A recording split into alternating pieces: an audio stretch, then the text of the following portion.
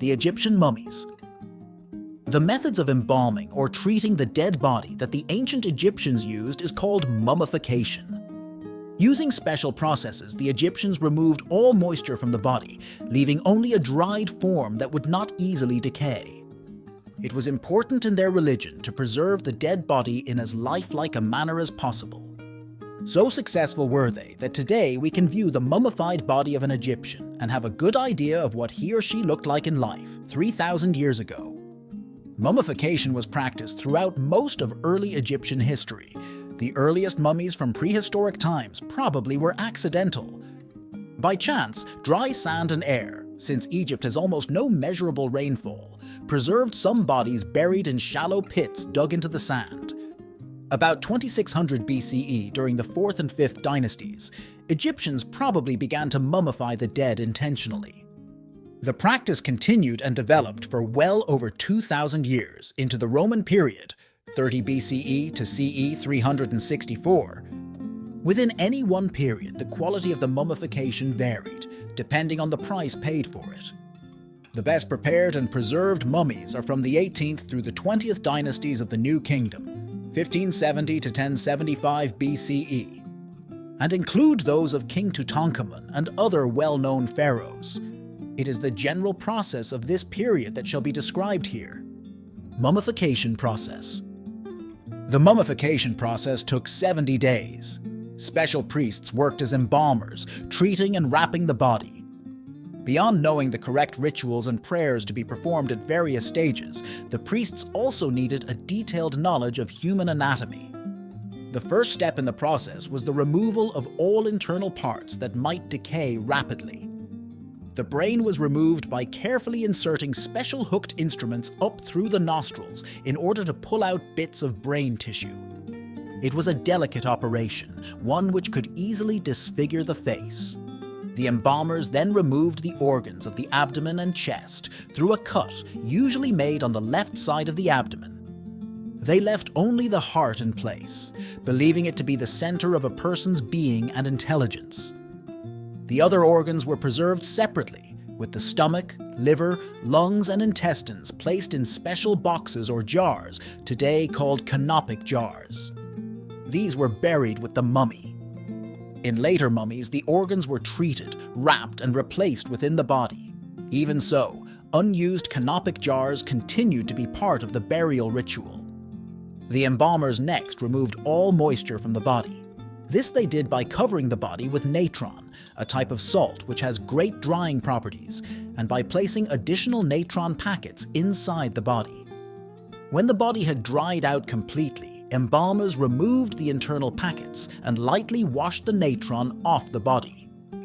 The result was a very dried out but recognizable human form.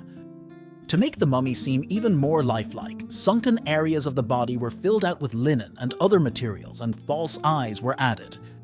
Next, the wrapping began. Each mummy needed hundreds of yards of linen. The priests carefully wound the long strips of linen around the body, sometimes even wrapping each finger and toe separately before wrapping the entire hand or foot.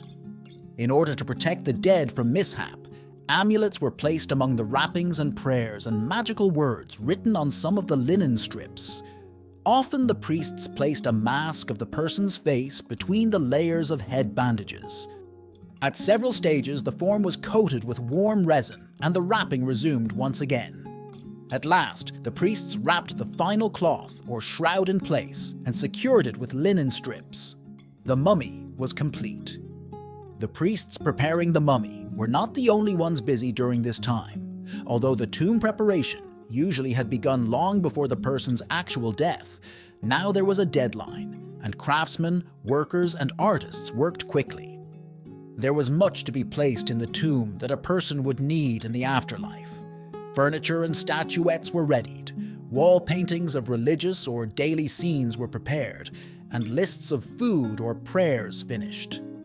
Through a magical process, these models, pictures, and lists would become the real thing when needed in the afterlife. Everything was now ready for the funeral. As part of the funeral, priests performed special religious rites at the tomb's entrance.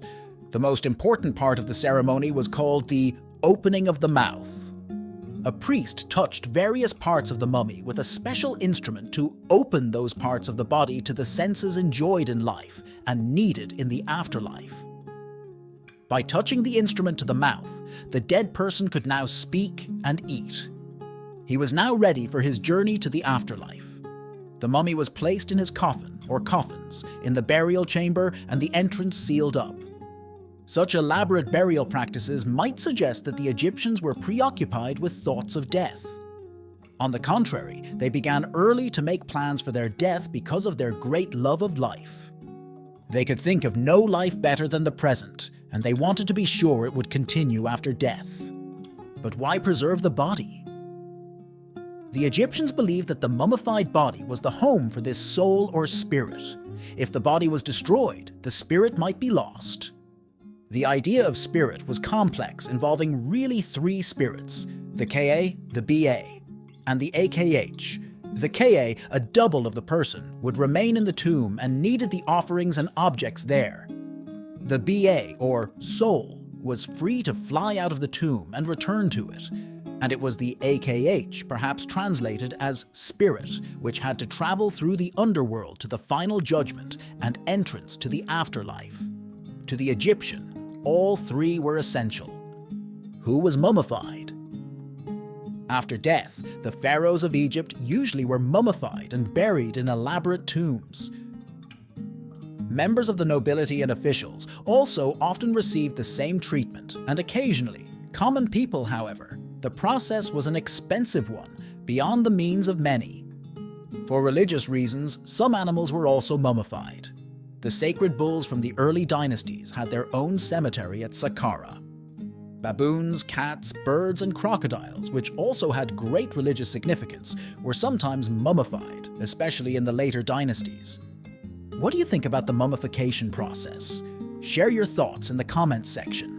If you enjoyed the video and learned something new, make sure to subscribe for more. Until next time.